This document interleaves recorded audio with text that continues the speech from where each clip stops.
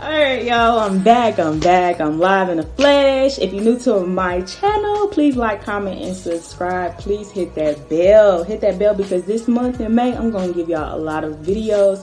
I'm settled now. I'm good. So if you are new to the channel, you don't know, I graduated in December. I studied my butt off in January.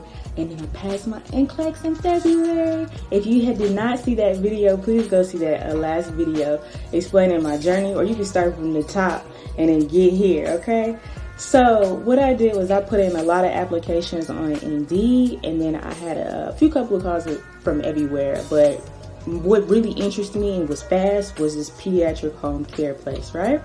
So when I got there, we did an interview, and it wasn't really like an interview. It was more of us just talking. It was more of just like, do you want the job? The pay was okay, but at that time, I needed a check, y'all. I needed a check. Like, imagine going through 12 months of LPN school, vigorous work. You see me cry, you see me do all types of stuff, and then I get to this moment, and you're so damn broke. So I took it. And I knew it was going to be temporary, but now I'm realizing it's just not for me. It's not for me. And so what I did was I had two options from this lady. I said, hey, I want 3 12s because as I know, I hate 8s. I hate 10s. I hate the Monday through Friday life. I just can't be confined to that life anymore. I just want to do 3 stanky 12s and have my 4 luxurious days off, okay? This is a new day. And so, also, nights too as well, but I didn't get nights. So she found me one client, but it wasn't 3 12s. Her insurance was approved for 10 hours. And she said that was the only one that was convenient. And I also had another option was I said, I need everything in close proximity. I don't want to drive far to this house or anything like that. And so when she gave me the address, I was like, how many minutes is it? Because I didn't have my phone near me or anything like that. She was like, oh, that should be like 15 minutes or something like that.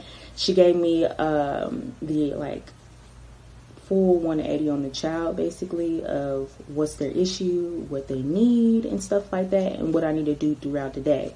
And remind you, this isn't electronic. It's all just paperwork, which I was good with. And so when I get there, let me tell you how this job works. A RN comes to the house, shows me the 20 to 30 pages that I need to do every day on this child, right? Con number 1. All right, she's only there for like 10 minutes. And she's like, oh, do you understand? I'm like, yeah, I guess I understand. She's like, it's really easy. You'll catch on. Dipped out the house, right? I'm like, okay. All right, get to the child. Child was a joy. It's easy. Only has like 4 meds 2 times a day. Everything is G2 feeding, and then we were doing a whole bunch of errands with the mother and whatnot. So I realized it just wasn't for me because she was just too far. That was just only one con about it. Everything else was easy, and I'm just sitting on my butt. The second place, I'm like, yo, just send me somewhere else. It has to be close. I'm sorry, and I need 3 12s. They find somebody that's close to me, and she was actually like, and it's 6 from 6. And so when I get into the apartment, y'all,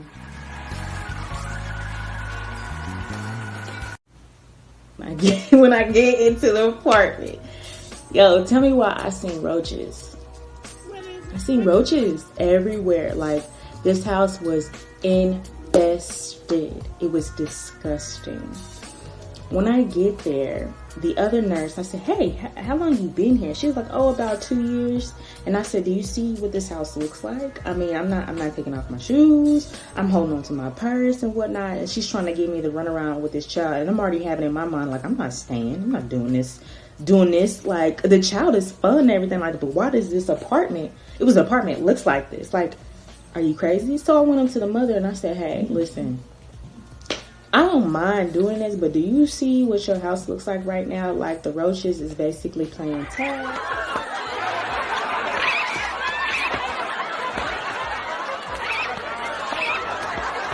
I wouldn't be surprised if they not on a lease right now. I'm not surprised if they don't pay the rent. You know what I'm saying? They live there. They all family. Like,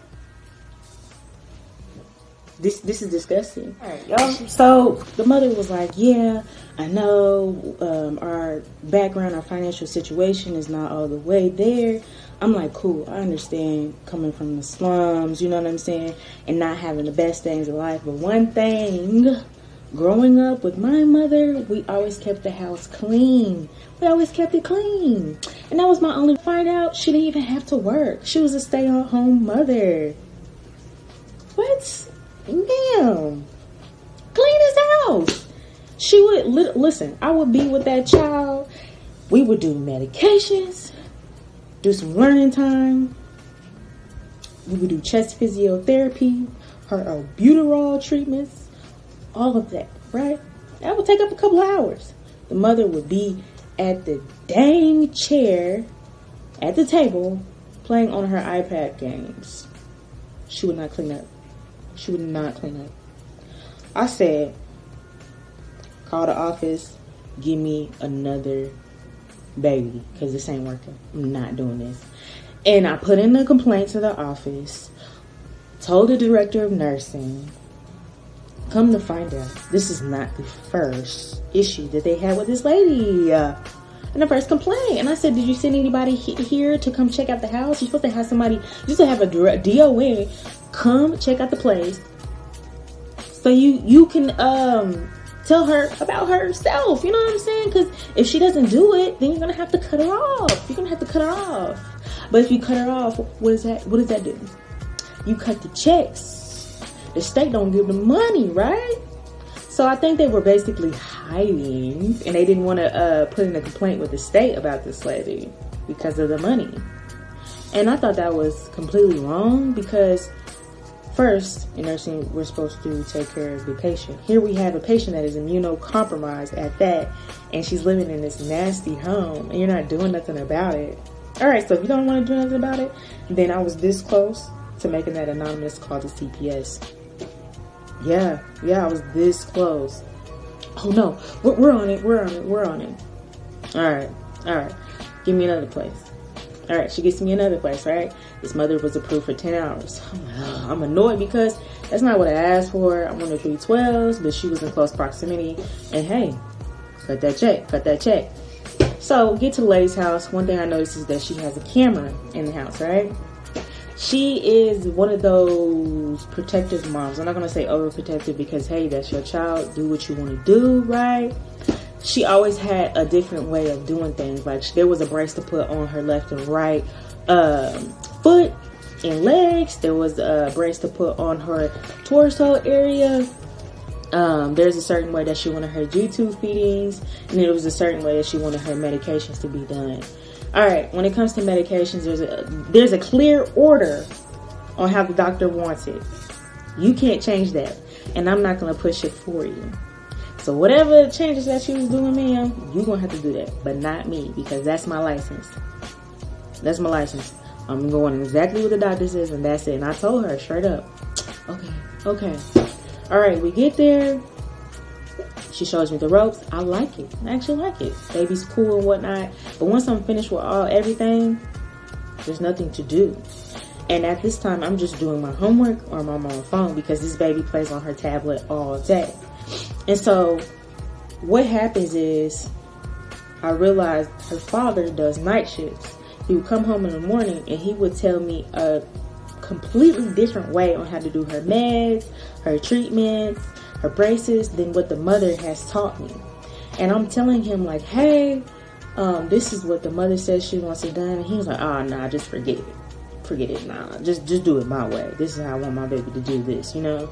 And I'm like, okay. So I realized that the parents were not on the same page on how they wanted things done. And there was constant times where they would have to put me to the side and say, hey, no, do this. Like, they were like picky parents. Like, I couldn't even be a nurse. Like, if there was constant times where I'm doing something and they would cut me off and they would just do it. Okay, do you need me or not? Do you need me or not? Because honestly, I could just bounce. Like, do you need me? Like, you're the one that asked for me. Do you need me or not? Yeah. And so what happens is, I'm on the phone. When I get there, I'm on the phone with a friend. I'm already putting an application somewhere else. Like I said, this place is temporary and everything like that. Although I enjoy the kids, it's just really temporary. And I was going to overpay with a friend of mine on different jobs. And I was saying, hey, the pay is not that much with this job, but I'm thinking about this job over here. So supposedly, when I was about to tell the office to give me another patient, she already called before me, and she said, hey, I don't want her coming back to my house or anything like that, because she's always on her phone, and you know, she doesn't do what I tell her to do, and all types of BS, y'all. Listen, I was on my phone. I was on my laptop doing my homework because I finished my work like hours ago. Like, what is there to do? Like, you're sitting there in the chair all day. And one thing I hate is, like, I feel like you're not making me a nurse at this point. You're making me feel like a babysitter. Like, I don't want to be a babysitter. I want to be a nurse. I want to be on the front line. You know what I'm saying? Like, it was boring. It was boring. That's how it was. Like, I was like, okay, I don't want to do this anymore. And she was saying, like, oh yeah, also I was going over the camera, and she was talking about that they don't even pay that much.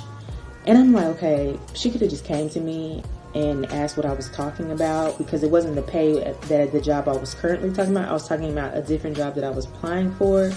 And when I was on my phone, it was me coming in onto the shift. It wasn't on the middle of my shift or anything like that. Like, that's what I wasn't getting. But the company wasn't tripping, because they told me, oh yeah, we know she picky. It's okay. We'll get you somebody else. Like, the company wasn't even tripping about the whole thing. Like, I told them, I said, hey, I do my homework regardless. That's not going to stop. I check on my patient. I do my assessments, all that stuff. Somebody else, right? I like the lady. And she's like right down the street from me, right? And it's an older boy. And it's really simple, because he's just put on his brace, you give him a bath, brush his teeth, you get his food ready, you get his meds, you do your narcotic counts and everything like that, and you just do you basically do his physical therapy as well and change him. It was pretty that easy. The only con with this boy was the boy was so dang demanding.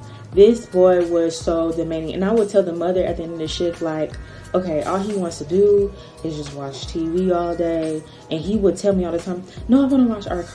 No, I want to watch The Crystal Maze. No. I want. Like, this would be all day. And if I did not do it, he would whine the whole day. So I was getting frustrated, because I don't want to hear this for 12 hours of whining and whining. Like, I was annoyed, because I felt like just a babysitter. I didn't feel like a nurse. You know what I'm saying? And I made that pretty clear to the office and the mother. And the mother was like, yeah, I know he can be pretty demanding, but if he starts to be like that, just turn off the TV, maybe read him a book or something like that. Okay, fine. I dealt with it for like a month or so, till I found me a new job. Recently, I had another baby as well, and this was a baby, like a 1-year-old. He had hydrocephalus, and he had spina bifida as well, and the baby was really a joy to be around, like the cutest baby ever. Like, all I had to do was the same thing: G-tube meds, feedings, chest physiotherapy, albuterol, and we played. That's it, we played. So I actually liked that child and the child that I had previously. And so after that, I found a new job, and it's in long-term care. I'm gonna keep it real with y'all. Long-term care was my last choice as far as jobs. But I knew if I did do it, I was gonna get my bang for the buck. I was gonna get it all. Whatever price that I was putting on that little application, that's what I wanted for sure. Because whatever I was going to do at the long-term care, it better be like worthy of that money, that money, you know. So boom, pediatric is out. Mind you, I switched from full-time to part-time. I was just going to have that as my second job, because it's just really easy. I still like the 2 last clients that I had, which was the older boy and the toddler. So I will do that at least once a week or 2 times a week. A hospital for the cardiopulmonary floor. All right, I did that. I got an interview, and then this whole corona thing started to really pop off. Like, when that started, companies, hospitals had to make complete changes, right? Mind you, I started applying for that place like a long time ago, and they didn't give me a call back to probably like a couple of weeks ago. And so by this time, I'm like barely even interested, because like, it's like, do you need help or not? That's how I feel. Like, do you need help or not? I can't wait all day for a job to call me back. Like, I have a lot of things I needed to get done after I finished my LPN program. She called me, she did an interview. Like I said, it was rarely any questions. It was more of going over this current pandemic and how it's changing the hospital. And she was more of venting to me on the phone. Like, she's, oh, you know, it's been really hard. It's a joy to be around people on this floor and whatnot, but you know, these patients that are coming in, it's stressful, and our human resources had to convert to home, so it's just hard to keep up with everything. I'm like, cool, you know, I'm ready to work. I'll take whatever position. I didn't even care. I just wanted to move on to something different. She's like, okay, cool. When you're done with your 2 interviews, we'll let you know if you have a job. I'm like, cool. Alright, I have this in the bag, right? Yo, week passed, no call. Second week passed, no call. Online, my application still says pending. I'm like, forget it. I'm not like y'all. I don't wait on nobody to call. I called them, and she was like, oh, I don't know what's going on. I'm not the one that makes the approvals. And it's been so hard. Like, these people were so stressed out at the hospital. Like, stressed. Like, I felt bad, but homegirl, do you need somebody to work or not? Do you need somebody to work or not? I'm sorry, you're venting to me on this phone and stuff like that. HR is not calling me. What's going on? Still haven't heard back to this day. Still have not heard back. So I just honestly took it as a no. I didn't apply to a lot of hospitals. Like, I probably put in 2 applications, and I still have not heard anything from them. It still says pending. Now, a friend of mine did go to a hospital on a rehab section, but that's not what I wanted to do. I didn't want to work in rehab. I really didn't want to work with aftercare with the mother and baby. Like, the only thing I truly enjoyed was like the surgery aspect of my rounds. I know a lot of people didn't have options on the clinicals as far as being in the OR or being on labor and delivery or working in the ICU. Particularly, it would be like a step down ICU or long-term care. They didn't have that option during clinicals. My school, we did. So I knew kind of what I wanted to do was really going to be with the OR, you know. So since I wasn't getting any callbacks from them or anything like that in my applications, it would go weeks without hearing from anybody. I just put the hospital thing on hold. I was just tired of waiting. Like, I'm not going to do this for hospitals.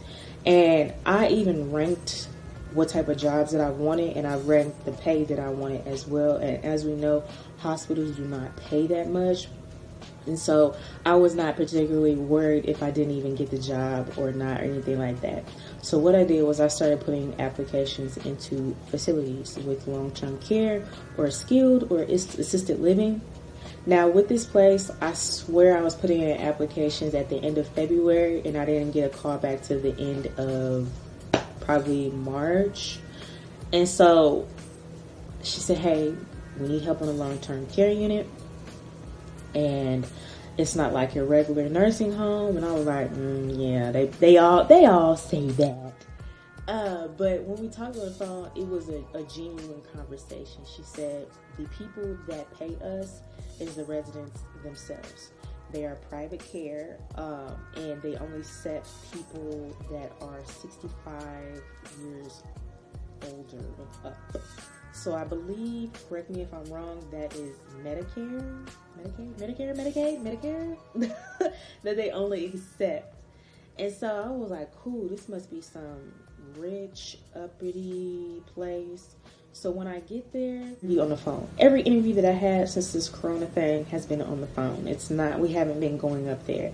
So when I do, the next couple of days, they say, hey, I genuinely enjoyed our conversation on the phone. Would you like to accept this position? And it's the pay that I wanted.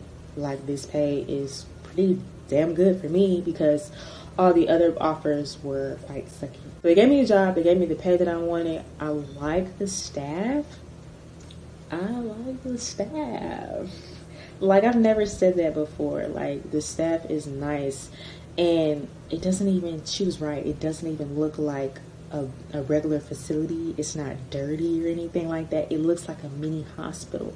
So I was quite shocked when I got there, because the residents were sweet. They were sweet. And when I had my first day, I worked from 6 a.m. Like, boom, set the job, everything, pay is good. I did my physical assessment with them, and then they gave me a start date, and I started like a few weeks ago.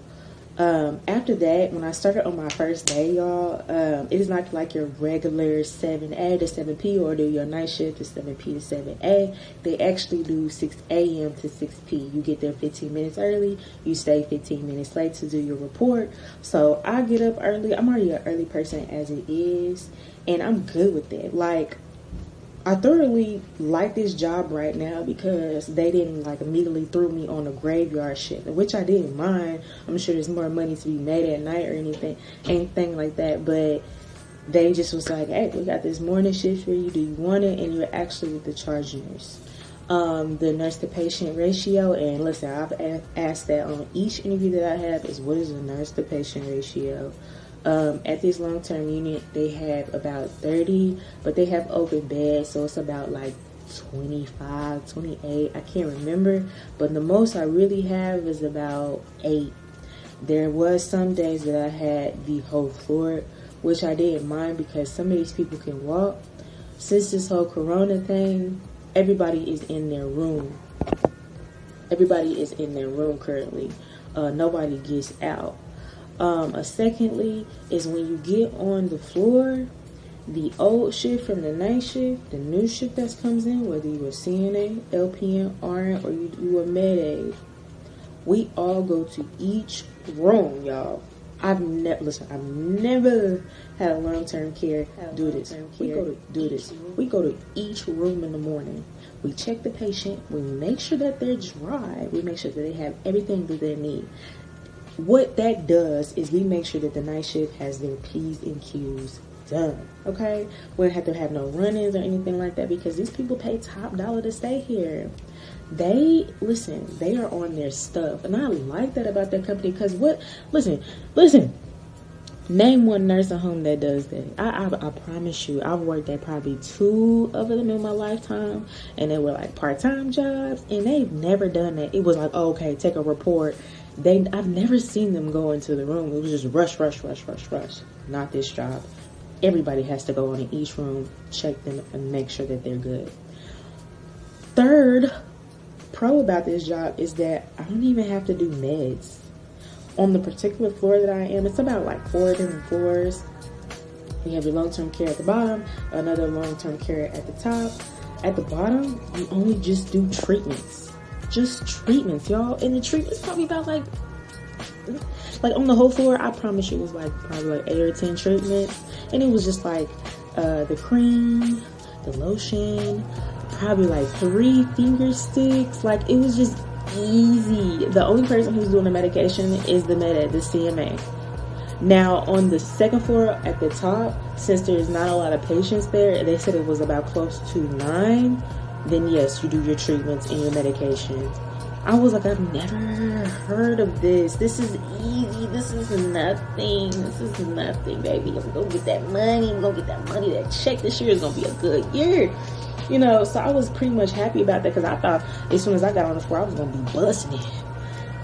You know, like there's a lot of busy work and everything like that. You have to do your regular assessments. The first day I did have to do an admit.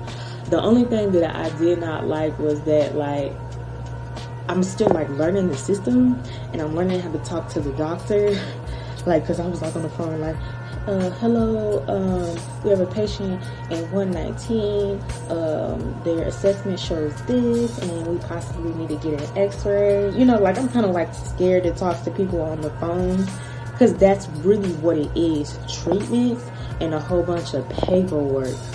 And everything's electronic. You know, there's a whole bunch of filing, there's a whole bunch of copying and scanning, and then looking out for the lights. That's it. I mean, that's easy. I've never heard of a nursing home like that. I was like, hey, this ain't too bad. But listen, one thing that I never do is get comfortable. The goal is, y'all, to end up going to the hospital. I'm going to tell y'all my next plans of what I'm going to do in my nursing career after this. So what I do plan on doing is staying with this job for at least 6 to 8 months, maybe a year. And then once I find that job that I truly do want in the hospital, then I will convert to that. But am I in a rush? No, not at all. Because how they do LPNs there, they treat them great. Don't get me wrong or anything like that. I just think they lowball nurses as far as pay. Nursing homes, you're going to always get the bang for the buck. They're going to always pay you really what you need if you go to the right place. And honestly, this place that I applied for was kind of on the first try. And I feel like that was kind of like a manifest this job, you know, because it has a good pay. We have a good staff, a human resource team. We have good aides. We have a good CMA. So far, I have not had any run-ins. Like, you're not breaking your back at this job. It's just making sure you get things done at a certain time. You make sure they get their insulin and their treatments, and you make sure you just watch out for the lights. That's it. That's it. And now with this whole corona thing, when they open up the skilled unit, because they did build another section for the skilled unit, and they're thinking about taking post COVID people. Like, I mean, I guess they're supposed to have people, again, 65 and up. They're supposed to be possibly taking them in, but the state has not gave them an okay to open the unit up because they're not trying to take any more patients at the moment. But they said that's a possibility. That's the only thing that I've heard about that, which I'm okay with. I'm trying to put that on my resume. I think that's good for my skills and whatnot. Like I said, but when I was applying for jobs and whatnot, I was looking at OR, I was looking at the mom and baby, all types of stuff, and I was even looking at traveling jobs and whatnot. I realized that was just not for me at the moment. And then just to build my skills up, and then I feel like long-term care at this point will just give me a foundation that I need to be a great nurse, and I found a good place to work at. No problems. As far as the schedule, it is sometimes like it's rotating weekends. That is one thing. So it'll be like a Monday, Tuesday, Wednesday, or it'll be like a Monday, Tuesday, or like a Friday, Saturday, or Monday, Tuesday, or Saturday, Sunday. Like, I'm okay with that. I'm okay with that. Money's money, you know. And right now, since we are not doing anything, everybody's confined to their homes. I gotta be out. I need to be making all the money that I can. So I just don't care. I just don't care. Like, I made it. I made it, yo. So right now, at this moment in time, I'm gonna go to bed. I'm gonna scrub my face. I'm going to go to bed. But you're probably gonna be worrying about what's next. What I'm gonna do is I want to talk about this whole Rona thing, but how I feel about it. And then I also want to talk about how I sleep in med surg, how I sleep for pharmacology. There's a lot of things that I need to touch bases on this channel that I have not touched at all.